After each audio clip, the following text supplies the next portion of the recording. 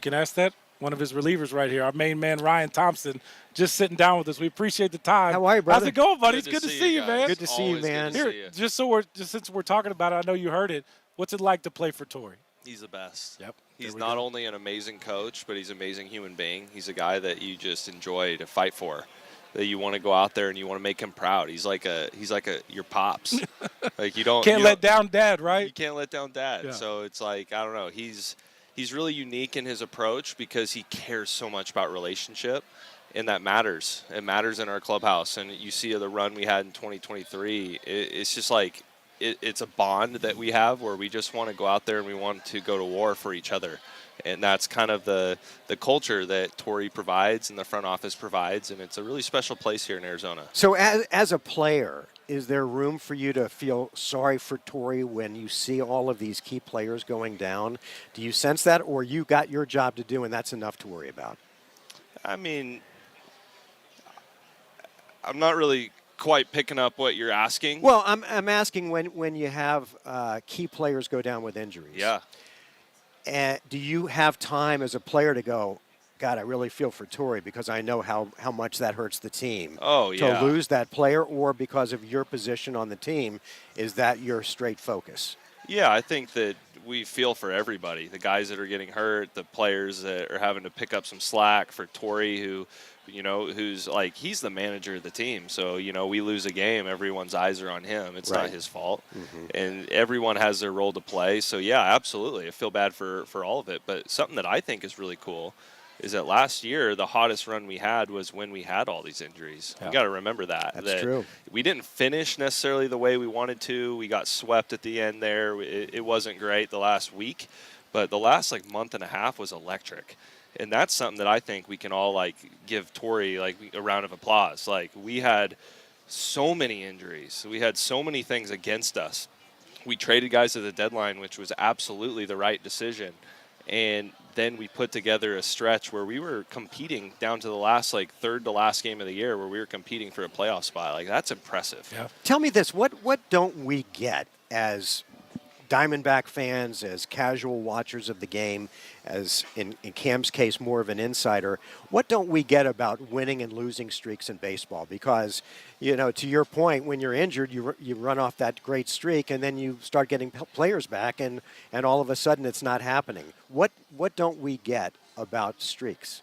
I think there's a lot of possible answers. I think if you were to ask everybody that, they'd probably give you a different answer. But baseball's an interesting game because a lot of it's individualistic. You got the pitcher with the ball in his hand, you got the batter with the bat in his hand. So it seems like it's a very individualistic game, but it's really not.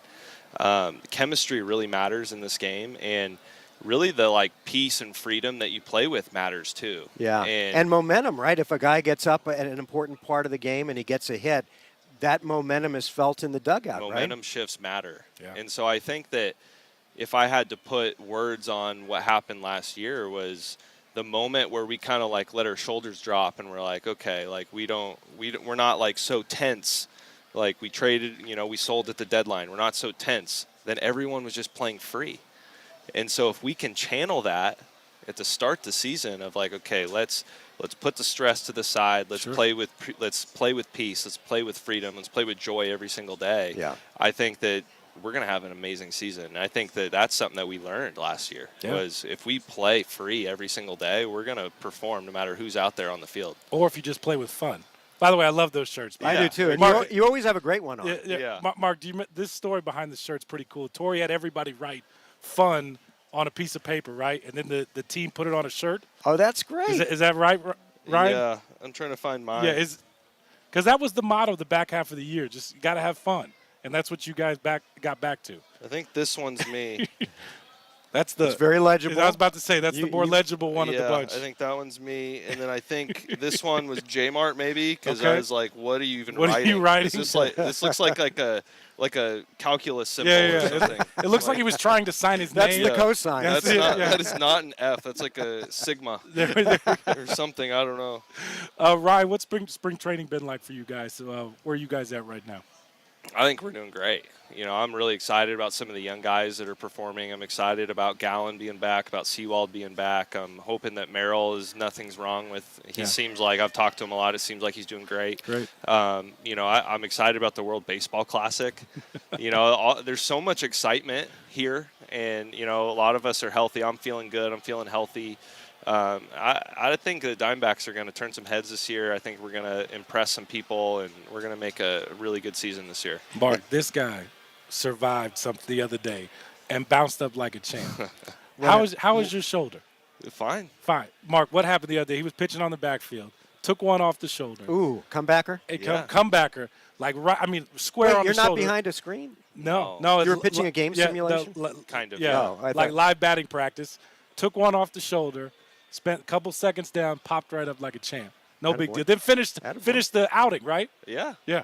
You okay? I'm good, See? man. Usually I'm like a ninja out there and I dodge it. But I threw a really bad pitch, and K-Rob, Christian Robinson, that guy's strong, man. I think he hit that ball like 200 miles an hour. Yeah. But it got me right in the meat. Yeah. Like right in the back of the I wish shoulder, I had some meat on my shoulder. Yeah.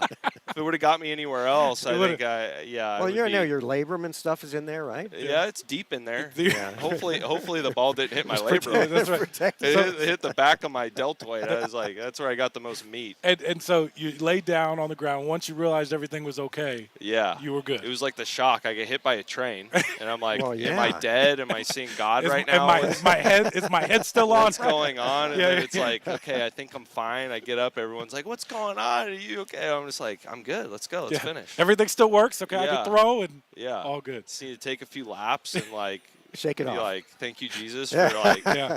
keeping me alive. There we go. Mark, Yeah. that's what we're going to do next time. Anytime you and I feel pain with it. So if I fall on the way down to read the 6 o'clock news, Yeah. I better just get bounce- up and shake it off. Just shake Yeah. it. There we You go. didn't break your neck, I so broke thank my the labrum. Lord.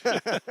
How every year when you get new players, and you have a few in the clubhouse this year, it changes the chemistry. It changes sort of the culture a little bit. And I'm wondering, with the addition of Nolan Arenado and Carlos Santana, how things change this year. Yeah, I'm excited for that too. It's a little early for me to know exactly, but I know those guys are really well respected throughout the league, and they've been seamless joining the team. And they're going around communicating with everybody. It's been just amazing fit, and I think that's something that's special about our front office is we don't really bring in any bad character guys. Not that there's a lot of those in baseball anyways. Right. Sure. I think that maybe that's a misconception about athletes, because like you think about that. Like, I remember when I was a rookie and I come up, like I was so scared, like, oh, I've watched this guy on TV. He seems so intimidating. This guy might be a jerk. Most guys are just super nice. Yeah. And so there's that. But I think that, Mike and the team do such a good job of bringing in guys that not only are just great human beings, but they mesh with us. And it produces that chemistry. It helps us win. I'm not asking the traditional sports questions, so I apologize for that. Yeah. But I'm so interested. So you were talking about being intimidated and wide-eyed when you came into a Yeah. clubhouse the first time. What was that experience like, being called up to the show the first time? Well, the cool part about it was that so I was with Tampa, and the guys there that were the guys that I looked up to, like, sought me out and made sure that I was super comfortable. Wow. And that was something that I never forgot. And that's what I do now for young guys, especially relievers, bullpen guys. I make sure I seek them out, and I make sure that they feel comfortable, make sure they have everything they need, make sure that they know that they're here for a reason, that they're like, it was Kevin Kiermaier when I first got called up. Kevin Kiermaier, the first day, he grabs me and pulls me aside. I'm just like knees shaking, he grabs me and he's like, hey, like, I want you to know that one of the major reasons why you're on this team is because a lot of us guys went and talked to the coaching staff and said, we cannot not have this guy on the team. This guy has earned his spot. Like, we are scared to face him. We don't like facing him. And you have earned your spot. How freaking cool is that? It was like the cool, and it just like Yeah. freed me up. It was like, I don't have to like do too much, just be me. And that was what his message was like, listen, you belong here. Like, you earned it. You earned it. You belong here. And just hearing that from a guy like Kiermaier, who is the face of our franchise at the time. Sure. And then seeing the other guy, Charlie Morton, who is just like not only a guy that would encourage you, but he was a guy that led by example. And one of the things that I learned from him was any times that year, my rookie year, we went to the World Series. So we had a lot of celebrations, all sorts of stuff. We're all popping champagne. We're all celebrating. Charlie Morton's got the broom. and he's out there like cleaning up so the clubbies don't have to clean up. And I just thought that was the coolest thing because he's like, of course he's in dad mode, but at the same time it's like he's so aware of his surroundings where he's like, how can I like contribute to this clubhouse in ways that other people may not realize? Yeah. And so I learned from that. And so like when we have celebrations and we have beer showers and we have things for rookies who have their first hit, first homer or whatever, it's like I'm the guy that wants to clean up. I don't want the clubbies to have like, oh no, man, we got a beer shower. We got to clean up the mustard in the shower. Like, no, I'm going to do that. And I wouldn't have done that if I didn't learn that from Charlie. And Each one teach one. Yeah. Yes, exactly. And you've done that with other players too. Like you've been the guy to seek out players. And I know you and I've talked about this before. When guys are struggling, you make it a point to go pick somebody up. Absolutely. I think that struggling in sports or in life, it's hard, right? It can be anything, and not just sports. Yeah. It's just in general, like when you struggle, life brings a lot of challenges. Sure. But I think that when we're on the national stage, we got millions of people eyes on us all the time. There's a level of pressure to that because if you mess up, everybody sees. And maybe it's not even your performance. Maybe you have a moment where you drop an F-bomb on the field. Like, you're being judged for that. We're in a social era of social media where everyone has access to you. Yeah. So I go and I blow the game tonight. I'm getting potentially 36 messages telling me to go kill myself. That's the nature of the game that we live in. And so wait. I'm sorry to interrupt. Yeah. So you're actually getting threats based on your performance in real time? We all do. All of us. No matter who we are. And that's how toxic social media is. Yeah. And so like I'm aware of that. It happens to me. Sure. So I know it's happening to other people. And so that's something, especially in the bullpen, because like we win as a team, lose it as a team for sure, but we're winning 4-3 in the 8th inning, and someone comes in the 8th and gives up a 2-run homer. All eyes are on this guy. This guy blew the game. It's his fault why we lost. And that's how the fans sometimes will view it. And I think it's a gambling culture is why it's so aggressive. Yeah. But I know that guy who gave up that 2-run homer, hopefully it's not me, that guy that gave the 2-run homer, he's getting messages. And it's like, we can learn to have tough skin. We can learn to just, this doesn't matter. And I think most of us do a very good job at that.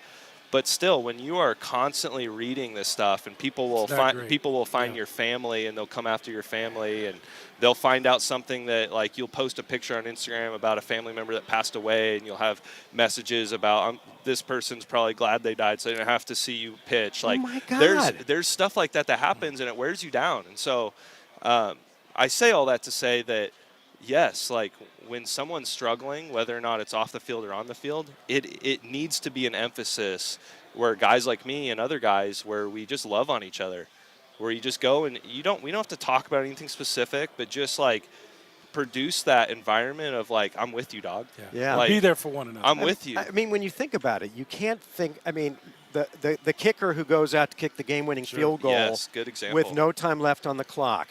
The relief pitcher who goes out and gives up a dinger, that nothing incites more pressure and more fan anger than that person in that moment. Yeah. You can go up and strike. You can go 2 for 4 and you've had a great day, or 1 for 4. Yeah. But you can't go out and give up a home run and have a good day. Yeah. And then the other aspect of it too, and it's a joke among us bullpen guys, but like we've had me and a couple past guys before. It's a joke the next day because you blow the game. It's just like it produces this element of like uncomfortability because you know that you feel like it was your fault. Everyone else feels the tension, and so they don't want to come talk to you. They don't want to make eye contact with you, and so like we call it leprosy. So we're like, hey man, you got leprosy today? Yeah. And it's like, yeah man, no one want to come near me today. Yeah. And so it's like it just produced. Oh, look what we got here. Who is this? Look he did at bring the belt. this. Let's go. They gave him the belt. I love it. What do you do? Yeah. Well, put it on. Put it.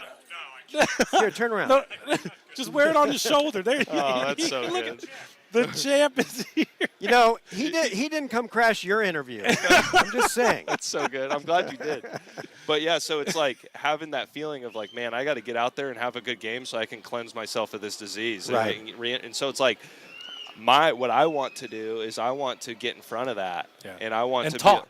Yeah. Like we're gonna have that conversation. Instead of me want walking through the clubhouse and being like, "Man, that guy's probably hurting. I'm gonna let him get through it before I talk." No. Hey man, how you doing? I'm gonna go sit there and just be his friend. Whatever he needs is what I'm gonna be, and that's what people are doing for me, and as well. And that I think that's something that will help our bullpen really just not live in this shame culture of, man, I had a bad game. Who cares? Like, in the grand scheme of things, and I know you're a very spiritual person. Yeah, it doesn't matter. Doesn't matter. It's just how we support our families. Yeah. It's nothing more than that. Yeah, baseball's a game. What we do and what you do, it's phenomenal. I'm not downplaying it at all. Yeah, and you've got a God-given talent, and it's a wonderful thing.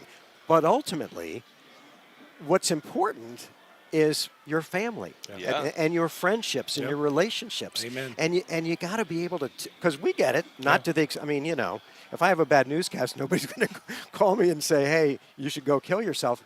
And I'm not belittling it. Sure. But we do get a fair amount of hate in today's politically charged climate. Yes. And so I get it. And I got to a point, at least for me, where I had to just stop reading it because it's too toxic. There's no need to read it. And like talking about performance with this stuff, like and tying it to your faith, is that if you are like, we all have past. We all have a past. We all have trauma. We all have shame, right? That we've been through. We all have things that we're guilty about.